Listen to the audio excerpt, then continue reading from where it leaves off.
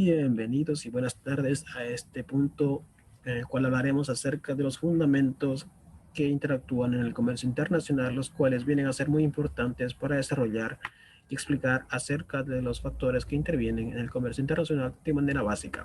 Sin más, comenzamos. Primer punto, siempre vamos a comenzar explicando acerca del comercio internacional, a pesar de que sea repetitivo. Empezamos con, según Cristóbal Osorio Arcilla, autor del Diccionario de Comercio Internacional, lo describe como el conjunto de movimientos comerciales y financieros en general, todas aquellas operaciones que se realicen sin importar cualquiera sea su naturaleza, realizado entre naciones, es pues un fenómeno universal donde participan las diversas comunidades humanas. De manera más conceptual, se lo puede denominar el comercio internacional como el conjunto de intercambios comerciales, exportaciones e importaciones que tienden a lugar entre las diferentes naciones alrededor del mundo, necesarios para su crecimiento y supervivencia, claro. Del comercio internacional se desprenden tres conceptos muy importantes, los cuales podemos abarcar en el siguiente orden. En el primer punto tenemos la importancia del comercio internacional. Su importancia radica en que es esencial para generar el crecimiento y el desenvolvimiento de la riqueza para las naciones. Así también está para aumentar el nivel de consumo y calidad de su consumo de los residentes en un país, y por último para obtener y generar una mayor cantidad y capacidad de recursos o bienes que en vez de hacerlo de manera aislada. Después podemos mencionar a las causas del comercio. Las causas principalmente se radican o se diferencian en tres puntos principales, los cuales podemos mencionar la distribución irregular de los factores productivos, en donde los países alrededor del mundo cuentan con una diferente proporción de factores productivos, es decir, de capital, trabajo, tierra, mano de obra y tecnología como un factor productivo adicional. Como iba diciendo, cada país cuenta con una diferente proporción de estos factores en donde cada uno se va a especializar en lo que sea más eficiente o tenga más en abundancia y va a importar aquella donde le sea más escaso, generando así un flujo comercial a nivel internacional entre naciones. La diferencia de los precios de los productos en este punto es otra causa en donde algunos productos tienen un mayor elevado o cantidad de valor económico respecto a otros productos. Es debido a los siguientes puntos: debido a los costos de producción, a los costos logísticos o de distribución, a los impuestos o aranceles presentes para su ingreso o salida de productos entre las naciones, y por último a, a nivel de los acuerdos comerciales internacionales existentes entre las naciones. Y por último, la última causa es debido a las preferencias de los consumidores, es donde los residentes de un país pueden tener diversos gustos respecto a sea productos o bienes de carácter nacional producidos en un país o los importados, es decir, de los que provienen de marcas del exterior. Dependerá de sus gustos, preferencias y costumbres. El último concepto, o tercer concepto importante que abarca de manera general el comercio internacional, vienen a ser las teorías del comercio internacional, el cual son una serie de postulados que explican acerca de las diferentes teorías que se han desarrollado a lo largo del tiempo, y podemos mencionarte en la siguiente manera.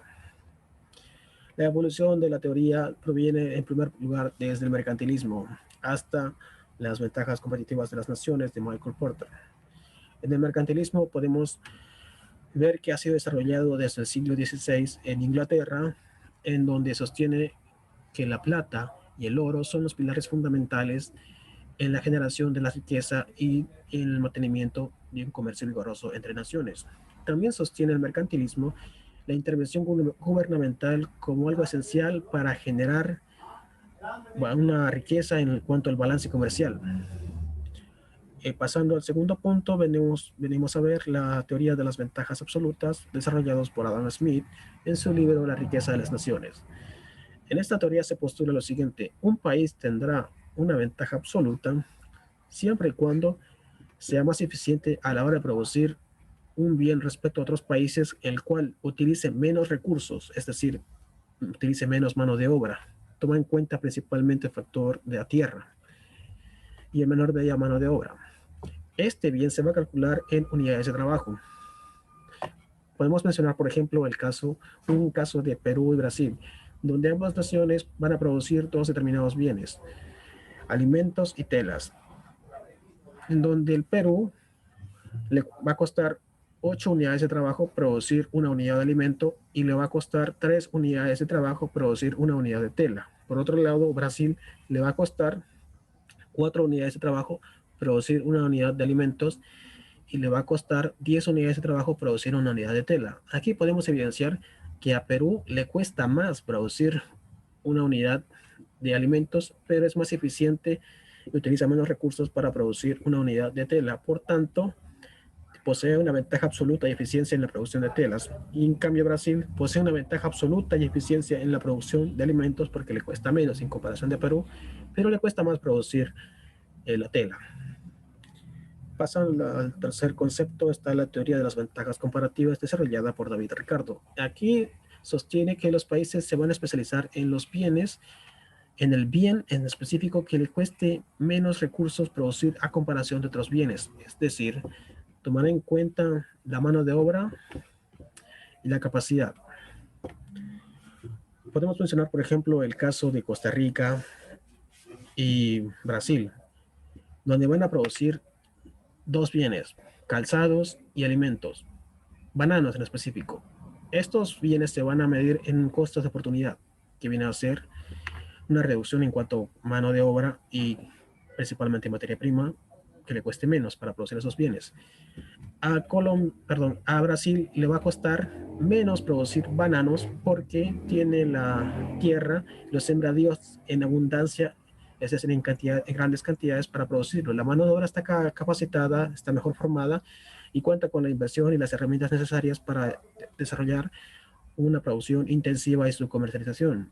En cambio, Costa Rica le va a costar producir más esos bananos debido a que el territorio es más chico, la mano de obra está menos calificada y las herramientas están en menor medida ubicadas.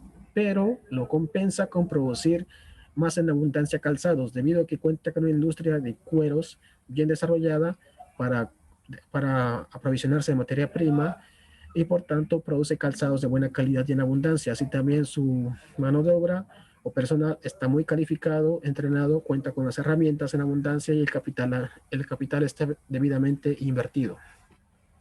Esto supone la teoría de las ventajas comparativas. Pasando al siguiente tipo de teoría, tenemos la de las proporciones de los factores del comercio o modelo Helmholtz, donde trata de explicar acerca de las ventajas comparativas. Así también busca explicar el flujo del comercio internacional. Supone que para que se dé la ventaja comparativa, el país tiene que tener en abundancia algún factor productivo, pero combinando dos principalmente, tierra y mano de obra, junto con la tecnología para dar lugar a un bien producido. Es decir, los países tienden a exportar o comercializar aquellos bienes de manera intensiva en donde el factor sea más abundante y tienden a importar aquellos bienes que se producen de manera intensiva pero el factor sea más escaso. A su vez, de la teoría de las proporciones da lugar a la paradoja de Lontief, el cual trata de explicar este tipo de teoría, donde toma en cuenta el capital y la mano de obra de otra vez, pero aquí se le añade la formación. Sostiene que los países industrializados o más desarrollados invierten su capital en formar y capacitar constantemente a su población para tener a futuro una mano de obra más calificada y por ende sea capaz de producir más y los beneficios comerciales sean mayores. Y los países menos desarrollados, si bien tienen una mayor cantidad de mano de obra barata y son más abundantes, pero van a producir menos porque tienen una menor cantidad de formación, por tanto, los beneficios comerciales van a ser menores. Pasando, tenemos la teoría de los productos traslapados, en el cual sostiene lo siguiente. El comercio no solo se centra en la oferta de productos, sino también en su demanda, preferencias del consumidor. Los postulados vienen a ser el, el comercio o nivel de ingresos de un país está determinado por su ingreso per cápita. Mientras más similares sean las estructuras de dos naciones, mayor posibilidad de comercio habrá entre ambos debido a que se van a traslapar sus productos y van a desarrollar a su vez industrias similares. Mientras más sofisticado sea, mientras más alto o elevado sea el ingreso per cápita de un país, más sofisticado será el ingreso de una nación, perdón, el ingreso no, el gusto de una nación, su personal, su población. Y también sostiene de que primero se tiene que dominar el mercado nacional para recién poder salir a los mercados exteriores, que sean similares al mercado nacional, con el fin de evitar el menor tipo de riesgos posible. En el siguiente tenemos la teoría del ciclo de vida del producto, en el cual se centra principalmente en la maduración del producto más que en los factores productivos. La tecnología juega un papel fundamental debido a que es un factor no gratuito que ayuda a desenvolver y a innovar el producto en sí. La teoría tiene estos siguientes postulados. Los productos se innovan en los países que cuenten con mayor personal capacitado para luego ser desarrollados. Una vez que estén capacitados y el producto esté en maduración, se traslada a los países donde se puede producir con menores costos, es decir, los países menos desarrollados. El ciclo de vida del producto viene a ser de la siguiente manera: introducción, introducción, crecimiento, madurez y declive, en ese orden, tomando en cuenta también factores de tiempo e inversión. Luego tenemos la teoría del primer jugador, en el cual el principal postulado es el siguiente: el país o jugador que ingrese en primer lugar a un mercado extranjero será capaz de tener mayores beneficios económicos y le costará menos ingresar y posicionarse, y por ende cosechará mayores rendimientos. En cambio, a los demás países o empresas que quieran ingresar a ese mercado tendrán que invertir una mayor cantidad para posicionarse y generar mayores costos. Es decir, le va a costar más y les va a desalentar. En el penúltimo postulado o teoría tenemos los mercados imperfectos y comercio estratégico, desarrollado por Krugman. Los mercados imperfectos sostienen que siempre debe haber un nivel de competición o competitividad para que se dé un abundante desarrollo entre las empresas, es decir, para que se pueda comercializar de manera normal los productos. Pero pueden ser alterados si los mercados no se encuentran competitivos. Es decir, se puede desarrollar una producción o un monopolio produciendo una producción que se produzca una producción a escala para que se interrumpa por completo y se deseche esta teoría, es decir, para que haya un caos en el mercado. Y ahí da lugar a la siguiente teoría: comercio estratégico. Esta teoría propone la intervención del Estado cuando los mercados no se encuentran a nivel competitivo óptimo, con los siguientes factores benéficos o como regulador, en donde el precio imponiendo aranceles a los productos importados clave, costos protegiendo la producción y el crecimiento de la industria nacional clave para que vaya creciendo y por ende se desarrolle, repetición, imponiendo medidas o barreras arancelarias para disminuir el ciclo de crecimiento y aprendizaje de los países exportadores o de los países exteriores que quieran ingresar al mercado nacional. Por último, tenemos la ventaja competitiva de las naciones, el cual sostiene que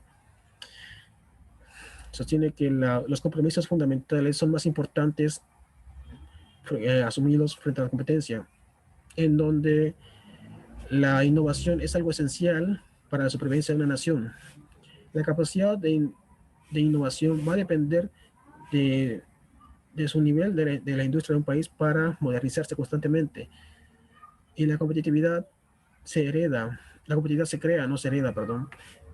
Pero esto tampoco se crea a partir de las donaciones de los recursos nacionales que estén disponibles en un país, sino que se tiene que hacer a través de la constante innovación, modernización, teniendo un óptimo nivel de competencia y competitividad. Esto es todo en cuanto a lo referente a las teorías del comercio internacional, así como la respectiva importancia, el por qué se desarrolla el comercio internacional y las causas para dar lugar al comercio internacional. Ahora, posteriormente, damos lugar a los conceptos que conforman el comercio internacional en sí. El primer punto explicamos la globalización. La globalización en sí es una interconexión entre las diferentes naciones del mundo en aspectos de social, económico, tecnológico, político. Significa una unión más rápida y en el menor tiempo posible entre las diversas organizaciones, personas y naciones. A su vez, la globalización dará lugar a los mercados y la globalización de la producción o productos. La globalización de mercados supone la unión de los diversos mercados nacionales en un mercado global, en un supermercado, podría decirse, en donde las empresas van a participar vendiendo, comercializando sus productos para que todo el mundo los pueda consumir o adquirir. La globalización de la producción supone que las empresas, es una tendencia a las empresas en realidad, donde van a invertir en diferentes proveedores, es decir, en diferentes lugares o países ubicados alrededor del mundo, con el fin de aprovechar algunas ventajas como ser una reducción de costos, un mantenimiento o mejorar el nivel de calidad de los productos, una mano de obra más económica y ser más competitivos en el ámbito del comercio internacional. Esto es en cuanto referente a la globalización y sus divisiones principales. Hay más, ciertamente, pero estas son las que más se explican o se utilizan. En el segundo concepto tenemos los instrumentos del comercio internacional. El principal instrumento del comercio internacional viene a ser la política comercial de una nación, el cual está basado proyectado en cuanto a las políticas exteriores de un país, que vienen a ser instrumentos o medidas que se relacionen con la importación o la exportación, basados en la cantidad, precio o bienes que se van a comercializar. Las herramientas principales para aplicar la política comercial vienen a ser políticas proteccionistas y políticas de libre comercio, ambas fundamentales, en donde la política de libre comercio, supone la menor interacción o participación del Estado en el mercado y que ésta se regule por cuenta propia a través de la ley de oferta y demandas, con una cada vez mayor participación de los agentes de carácter privado. Las políticas proteccionistas, a su vez, suponen una política comercial basada en el gobierno con el fin de proteger y estimular la industria nacional en su mercado local, a través de las llamadas barreras comerciales. Las barreras comerciales pueden ser o son clasificadas en tres tipos. Suponen una restricción o medida de impedimento para reducir o impedir de manera completa el ingreso de mercancías que pueden afectar a la industria local en aspectos clave. Como se mencionó, se conoce tres tipos de barreras comerciales: barreras comerciales arancelarias, no arancelarias y pararancelarias. Las arancelarias son medidas cuantitativas que pueden ser medidas antidumping, pueden ser hechos para generar ingresos de productos que no se produzcan en la nación. Y las barreras no arancelarias vienen a ser cualitativas, suponen una cuota de participación o una limitada cantidad de ingreso de un producto importado al país, pueden ser exigencias, certificaciones o en sí regular el tipo de cambio que se vaya a comercializar. Y las medidas no arancelarias vienen a ser también regulaciones o cobros que van a ir a parar al Estado, las arcas de una nación. A su vez, las barreras arancelarias dan lugar a los aranceles. Los aranceles son tributos a pagar que se van a imponer a los productos que quieran ingresar o cruzar las fronteras de un país. Los aranceles se los conforman o se los conoce en los siguientes tipos: el tipo, función y efectos económicos. Los tipos de aranceles podemos hallar ad valorem, específicos y mixtos. En el ad valorem tomaremos en cuenta que se basa en el porcentaje de la cantidad o el valor de las ventas del bien. El específico se tomará en cuenta al volumen o cantidad total del bien que va a ser importado. Y los mixtos se tomarán en cuenta en cuanto al porcentaje del valor de ventas del bien y también aplicando la cantidad que se vaya a ingresar. Las funciones de los aranceles es regular, es decir, restringir el ingreso de los productos importados clave, o por último impedir de manera absoluta que no ingresen. Recaudar, generar ingresos y también recaudar los impuestos. Por último, proteger la industria nacional y estimular el comercio de productos locales. Efectos económicos: afectarán el consumo, que busca estimular el consumo de productos locales en el mercado nacional. Producción: estimula a las industrias nacionales que produzcan más, que se desarrollen, para que en el comercio puedan comercializar sus productos sin ningún problema y que ya estén debidamente crecidos y posicionados esas industrias nacionales. En el tercer punto importante vienen a ser las operativas del comercio internacional que solamente se traducen en las operaciones de intercambio entre las diferentes naciones. Estas operaciones de intercambio son exportaciones e importaciones. Ciertamente hay más, pero las más mencionadas y habladas vienen a ser estas. Exportaciones vienen a ser la salida de mercancías o su comercialización fuera del territorio nacional que van a ser consumidas en el exterior. Bueno, claro, se venden por parte de los exportadores. De ellos se desprenden los tipos de exportaciones, la clasificación de exportaciones y la modalidad de exportaciones. Los tipos de exportaciones tenemos la directa, es cuando una empresa o un país va a vender directamente a un cliente en un mercado internacional determinado. Y existen dos maneras, mediante la implantación propia, es decir, mediante desarrollar un área o departamento de comercio, agente de comisión o un representante asalariado. Hay otros muchos más. Por otro lado, también significa poner o establecer una subsidiaria comercial en otro país.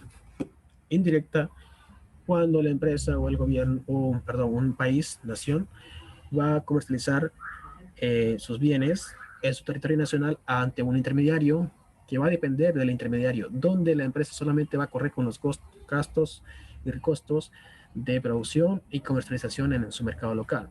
Y el intermediario va a correr con los demás costos, es decir, de logística, documentos financieros, de marketing, entre otros.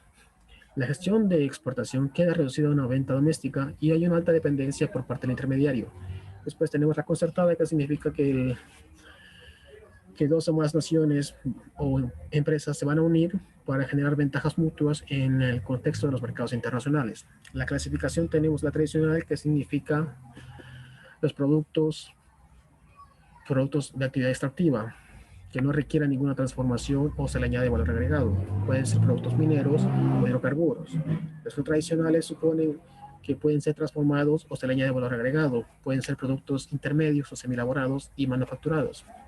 La restringida es cuando el Estado participa en la salida o comercialización de un bien, debido a que presentan características dañinas, suponen un peligro para la salud o bien por cuestiones de seguridad. Y las no restringidas suponen que el Estado no interviene en su salida, pero que deben cumplir con las regulaciones de los procesos aduaneros para su salida. Por último, tenemos las importaciones en las operativas. Las importaciones suponen operaciones de compra del exterior para su posterior consumo o reventa en el mercado local por parte del importador. Las características que presentan las importaciones vienen a ser modalidad, despacho aduanero y aforo. La modalidad, aquí no explicamos acerca de exportaciones. La modalidad de exportaciones, en primer lugar tenemos la definitiva, en el cual supone la exportación o salida del producto al territorio extranjero para que no vuelva más al territorio nacional, siempre y cuando se pagan los respectivos tributos aduaneros. Tenemos la exportación temporal para perfeccionamiento pasivo, que permite la exportación de manera temporal de mercancías para que en el extranjero sean sometidas a un proceso de transformación y se añada valor agregado para su reimportación con el pago de tributos aduaneros correspondientes. Exportación temporal para la importación en el mismo estado. Como tercer punto, significa la salida o exportación de manera temporal de productos o mercancías con la única finalidad de que no sufra ninguna transformación o se le añada algún valor agregado, salvo su respectivo desgaste por el cual fuese exportado, posteriormente a su reimportación. Ya, ahora sí, en las importaciones, la modalidad de importaciones son las siguientes. De consumo definitivo significa el ingreso de mercancías a territorio nacional para su posterior nacionalización y consumo. Admisión temporal para perfeccionamiento activo o RITEX significa el ingreso temporal de mercancías libres de tributos aduaneros para que éstas sean sometidas a un proceso de transformación o se le añada valor agregado. Este tipo de modalidad aplica para materias primas o productos semielaborados.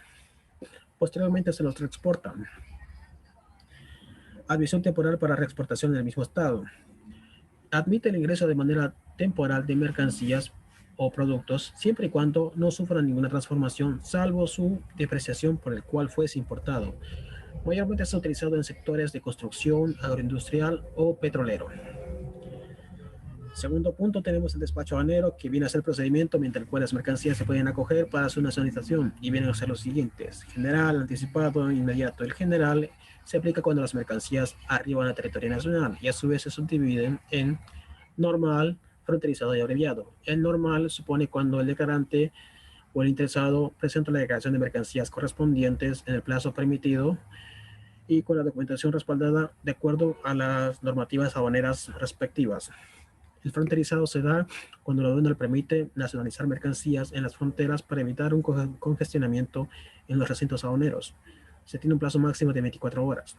Y el anticipado se da o le permite a la aduana para desaduanizar la mercancía que se encuentra en concesionarios, siempre y cuando no necesiten certificaciones correspondientes.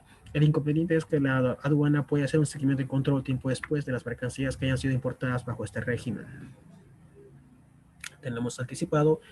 El anticipado se da antes de que la mercancía llegue al territorio nacional. El importador o declarante deberá presentar la documentación necesaria mediante fax o courier ante la aduana para su verificación. Posteriormente se da la inspección física correspondiente para su posterior levante. No es recomendable para la modalidad aérea, debido a que igual se va a dar la inspección física. El inmediato supone el levante o autorización para, para mercancías que sean de carácter perecedero o bien que presenten características únicas que requieran su rápido despacho. En ambos, en ambas modalidades, el plazo máximo permitido es de 20 días hábiles una vez arribada la mercancía a territorio nacional. Tenemos el aforo como último subgrupo. El aforo es la operación de reconocer las mercancías, verificar su naturaleza y valor, clasificarlas arancelariamente y establecer los aranceles correspondientes que se van a pagar. Supone la inspección documentaria de los trámites y la revisión física de la mercancía. Para permitir el levante de la mercancía, el aforo se divide en tres canales: verde, amarillo y rojo. El verde significa que no hay inconvenientes en su documentación y cantidades que se va a ingresar. Por tanto, se le autoriza el levante inmediato. El amarillo significa cuando presenta algún leve inconveniente, por tanto, se debe revisar otra vez la documentación. Esto supone un lapso de 12 a 24 horas. Y el canal rojo significa cuando hay irregularidades en el ingreso de mercancías al territorio nacional. Por tanto, supone una inspección de los documentos y su inspección física. Puede darse en un plazo de 24 a 48 horas.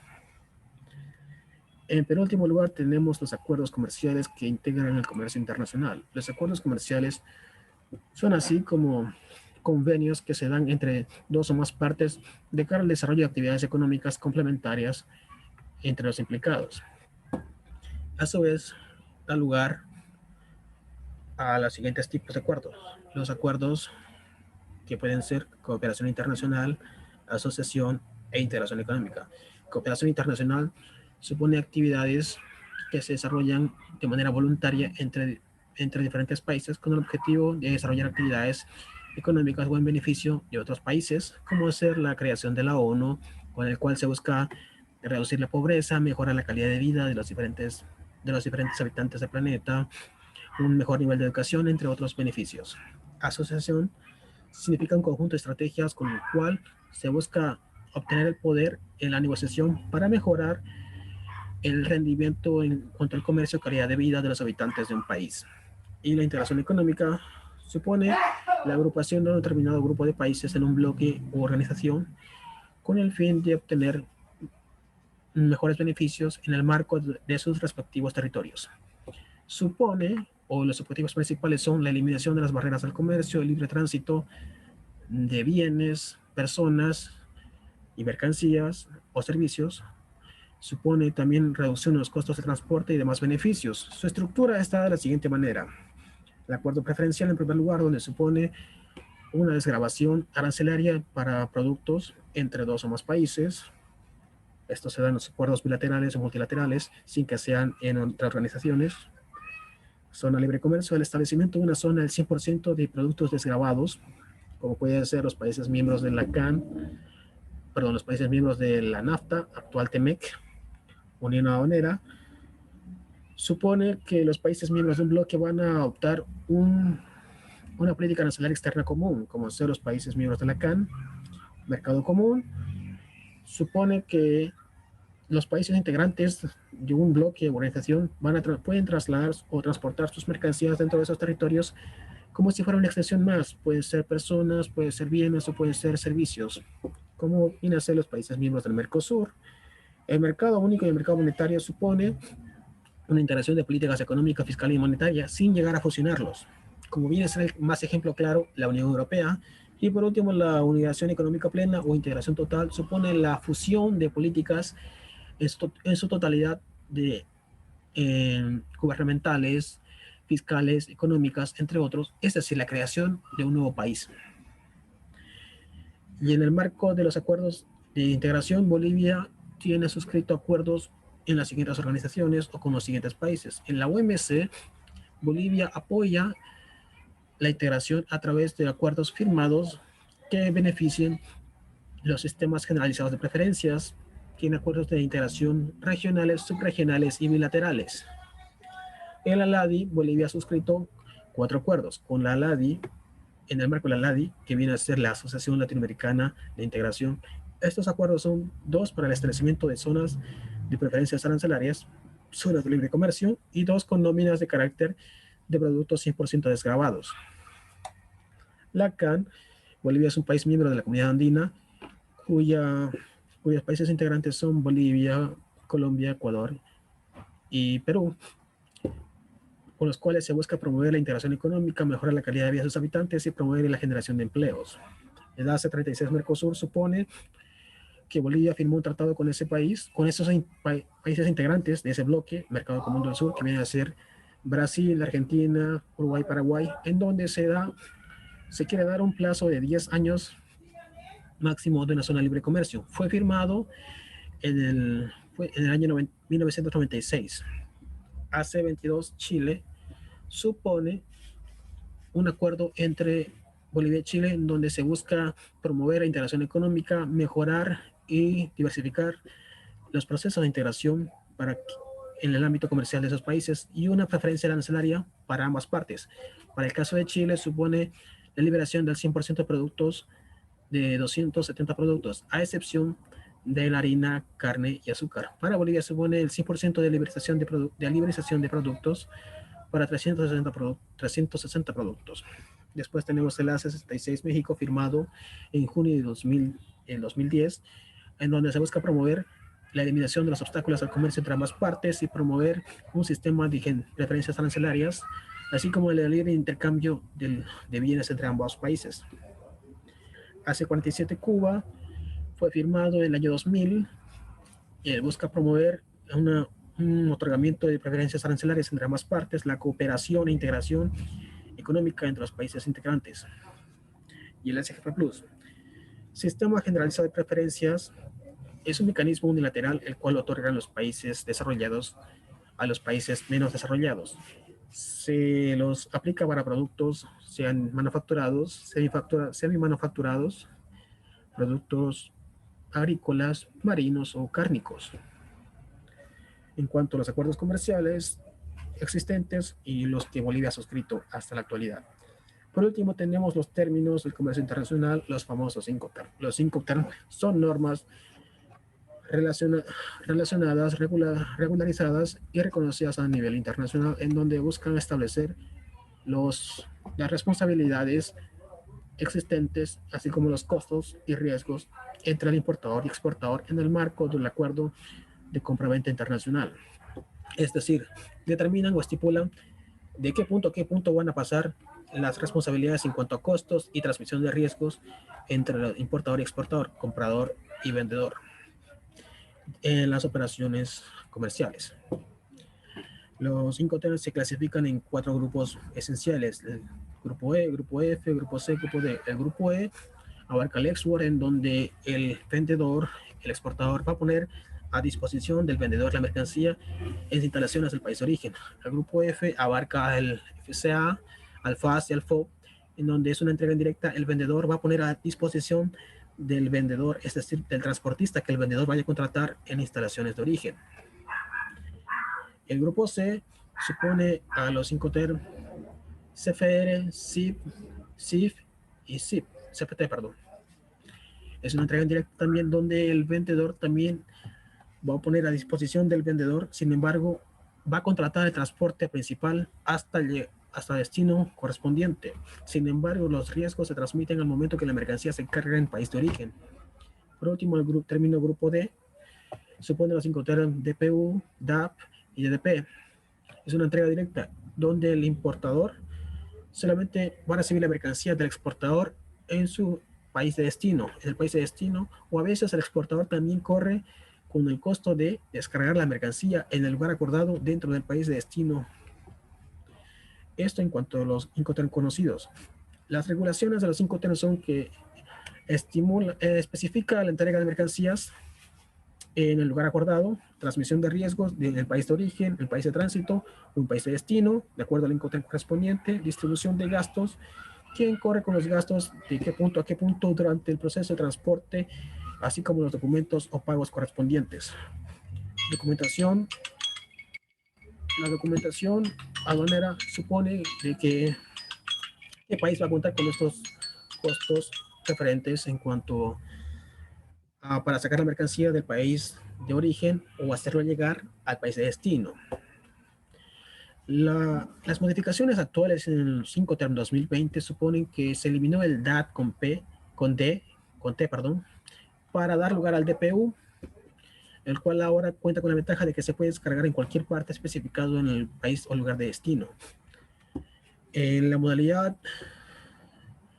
de los 5TERM también supone en la modalidad marítima que ahora el vendedor puede pedir a la naviera de que emita el bill of lading en favor del exportador y se modifica el seguro en multimodal en el Incoterm SIP. Ahora va a ser del tipo A todo riesgo, donde va a cubrir con todos los costos porque va a ser responsabilidad del exportador. Esto sería en cuanto a la información referente y relacionada de los fundamentos básicos del comercio internacional. Espero que les haya ayudado. Yo me despido.